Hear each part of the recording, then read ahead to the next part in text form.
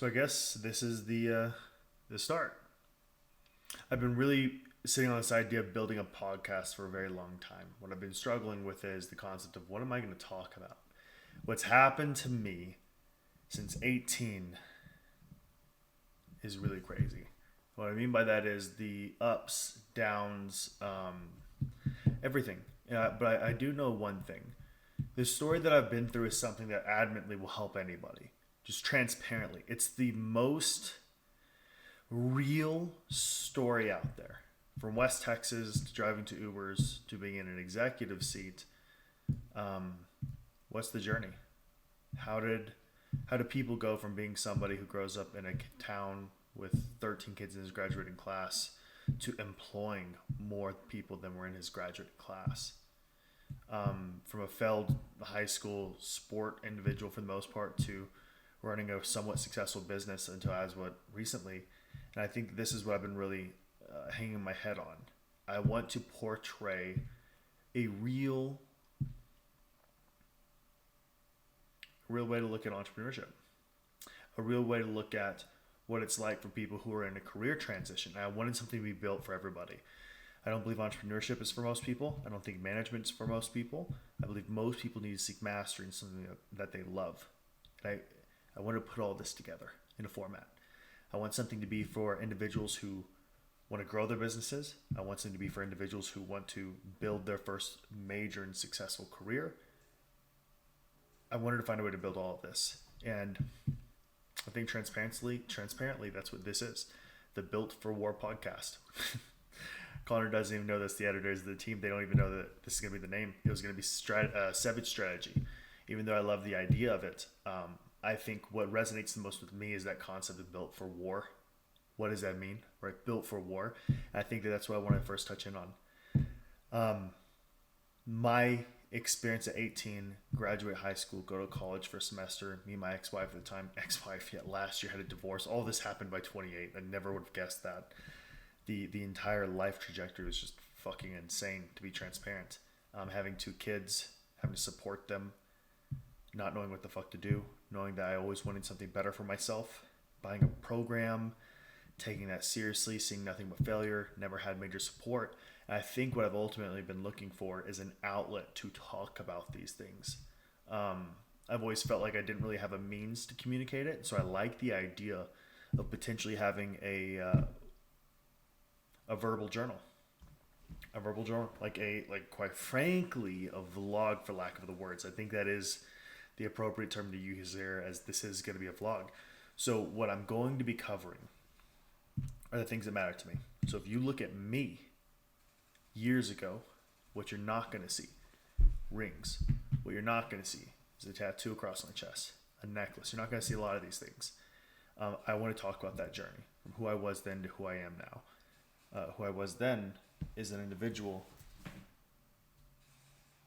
Sorry, give me 1 second. I gotta pause this real fast.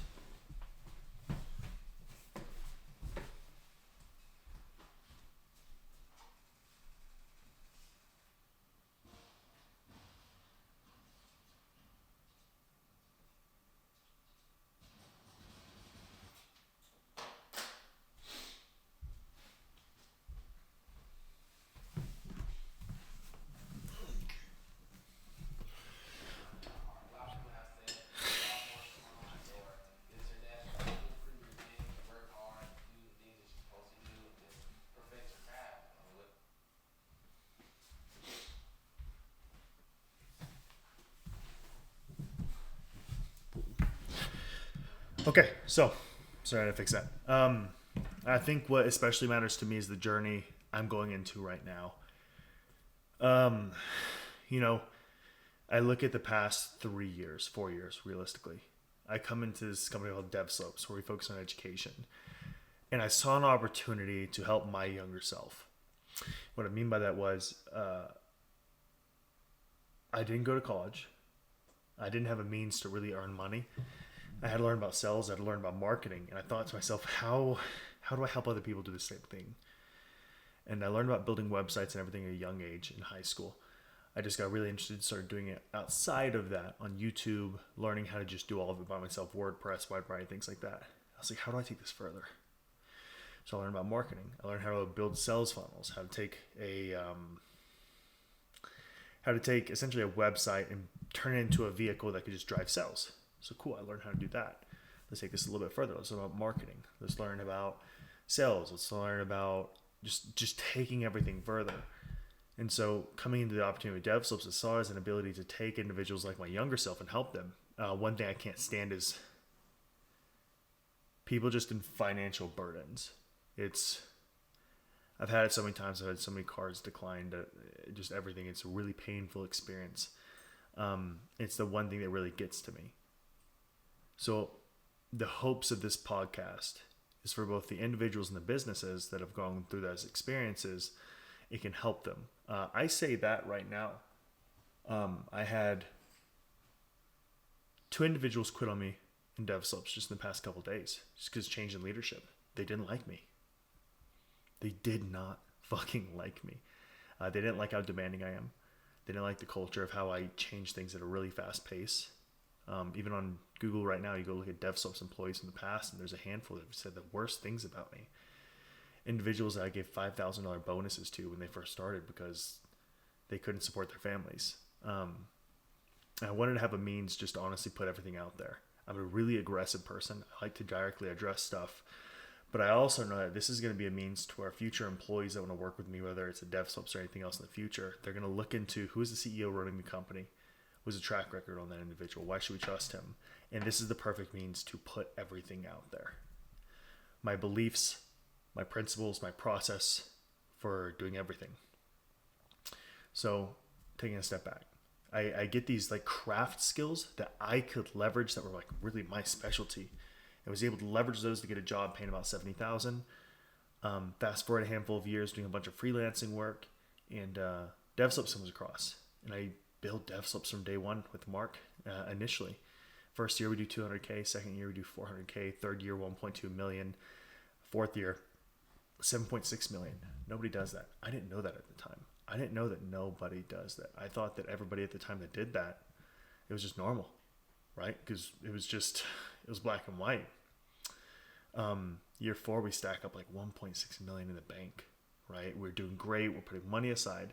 And the past year has been the most challenging time of my entire life, right? Go through a divorce, see my kids less, move into a house, move into a better house that I'm renting, move into an amazing house that the kids are in and everything's amazing, to moving into an apartment, shooting this in an apartment. And I love the story of it though. I know the rebound is going to be amazing. That's one of the things I struggled on for recording this. Do I wait to record all of this content until things are better? Because it goes 2 ways. It slices both ways. My students are going to watch this. And maybe a lot of them are in better shoes. Maybe a lot of them want to learn from somebody who has everything figured out. And most importantly, the B2B clients, right? People who want to learn from us. Maybe they look at this and like, man, this guy's taking step backs. Should we be listening to him? So this is where I've been thinking to myself, what is the right move? And what my head goes to is the right move is almost always honesty, transparency. It's been my strategy all along. You know, what you're going to see from me 24/7, there's 2 books right here you're going to see. These are the broken down versions of The Concise Laws of Human Nature. Same thing with 33 Strategies of War by Robert Greene. You're going to hear me talk about them nonstop. I wanted this podcast, this vlog, whatever we're going to call it, to be a resource for my younger self, to be a resource for my students, to be a resource for all the businesses we plan on working with in terms of the strategy. So you will hear content on a consistent basis ranging across the 2. And the reason why I think it's a big win is you're going to hear how businesses and what they should expect from their employees. You're going to hear how employees can learn how to speak business jargon, understand what's happening on that end, and then we'll go into the philosophical needs of what helped me transition. And I really want to emphasize, I'm not the cup of tea for everybody. And I think that I'm reaching a point in life where I understand and I accept that, right? A lot of people are going to watch me and not like it, right? They're going to see maybe a gold necklace, a watch, the rings. It's all kind of strange. Maybe it doesn't make sense to them. They don't like it. There's no worries. It's completely fine. I'm finally reaching the point in life where I'm really comfortable with that. But what matters to me now moving forward is to continue to have the impact on our students, the new programs we're offering, and one thing I'm almost guaranteed to say is that I will always be in education for careers of the future. I think that that's where I want my life to be in. I'm passionate about training. I'm passionate about coaching, passionate about education. Today, we had a sales rep who was having a really hard time. And I sat down with him and I said, hey, man, what are you struggling with? And he was like, man, my confidence is not there. All these things is not there. And at the end of the day, he's had all the education he's ever really needed. He's had coaching over and over again for hundreds of hours at this point. Why was he struggling so much? The reason why was pretty simple, right? He didn't have a practical means to practice things. And this is one of the other things I'm finding is I want this content to be a chance for me to talk about my journey, my story, and provide the strategies that I'm using both in life, personally, and business to have success. So that's what I would expect moving forward. We're going to be talking about the strategies, even in 33 Strategies of War. If I crack this baby open real fast, you're going to learn about one of the core strategies that I talk about, and I'll open it up to it right now. It is the strategy of, one moment, create a sense of urgency and desperation. The death ground strategy. You are your own worst enemy. You waste precious time dreaming of the future instead of engaging in the present. Since nothing seems urgent to you, you're only half involved in what you do. The only way is through action and outside pressure. Put yourself in situations where you have too much at stake to waste time or resources. If you cannot afford to lose, you won't.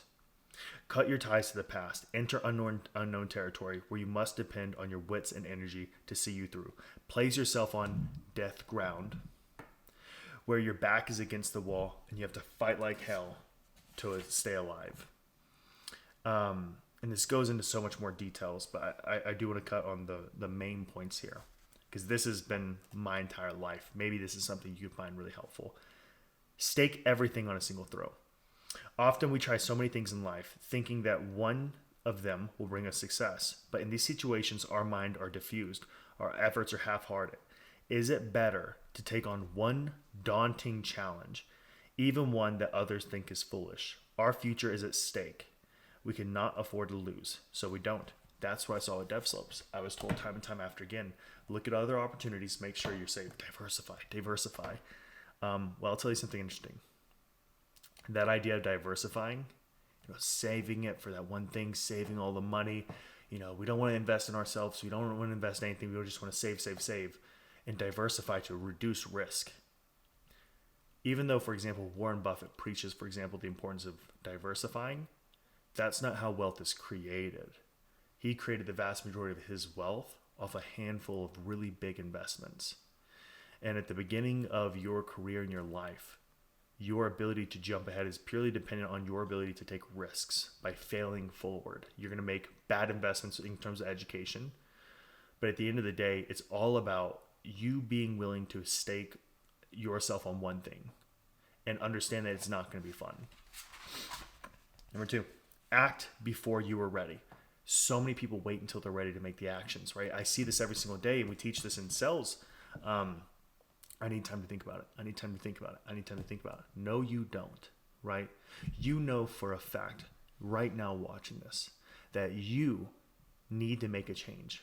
You know for a fact that you spoke to your wife, you spoke to your brother, friend, whatever it is, and they agree that this change is needed. You know for a fact that this monthly payment is going to push you a ton, right? It's going to be really hard to make, but you do know it is affordable. You can make the payments. There is nothing else to think about. What we typically do is we push those things off so much until later on to where it's no longer necessary. There's never a right time. The right time to take action was yesterday, be transparent. That's something that is going to be a core factor that we're going to talk about a ton. Enter new waters. You sometimes have to force yourself to leave stale relationships and comfort situations behind, cutting your ties to the past. If you give yourself no way out, you will have to make the new endeavor work. Make it you against the world. That's been my life, my entire life. And keep yourself restless and unsatisfied. And he has this imagery he wants you to think about. Fire by itself, it has no force. It depends on its environment. Give it air, dry timber, and a wind to fan the flames against, and it gains terrifying momentum, growing hotter, feeding off everything itself, consuming everything in its path. No, never leave such chance to, or never leave such power to chance. My entire life has been this aspect. I want to empower other individuals around me. I've rubbed so many people the wrong way. By the way, if you see me looking over here, my dog was sick all yesterday. I'm making sure he doesn't have an accident on my couch. I am in a situation I never would have wanted to be in. I'm in an apartment with 1,200 square feet. I was in a 6,000 square foot house that could probably cost $4 to $5 million right before this. Now I'm in an apartment. I'm making less money than I have in the past 3 years. And I've never been more accepting of a challenge in my entire life. And I'm going to document the entire process. I'm being mindful of every employee that is left who said, Nathan, all he cares about is his ego. All he cares about himself. This is me putting it out there. No, it's not. I'm willing to accept my faults. I'm willing to accept my failures. And I want to find the individuals who are rocking with that, both from an audience standpoint who want and find this stuff motivates them, both from the students who are inside Devslopes at this moment, who need that additional resource they could listen to in the background. Keep going. Do not stop. It is painful, right? You have to lean into the pain. And from the businesses that I speak to in the future, the amount of businesses that are in the exact same shoes and they're wondering, how do we do this? I plan on covering all these philosophies that I've been building up into this point and that will continue to refine in the future. And I want this to be the area that I come to cover everything that's happening. It's not going to be your traditional podcast. And I think that this is the area that I find a lot of meaning in. So thank you for taking the time. In terms of frequency, I don't have an expectation right now. Don't expect a wild frequency. And if I was to give any suggestions just moving forward, is we're going to be talking a lot about that death ground strategy. We'll be talking about a lot of different strategies. We will call them the 7 strategies, things that I've found that have helped me have success. And hopefully they can help you out too as we go along. Just thank you again so much. I can't express how much I appreciate any individual taking the time to listen to this, to watch this, everything along those lines. The main theme here, if I was to say everything, is 2 specific things.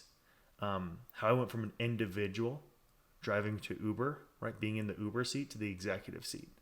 From an individual who was doing nothing to an individual who built a 7-figure business.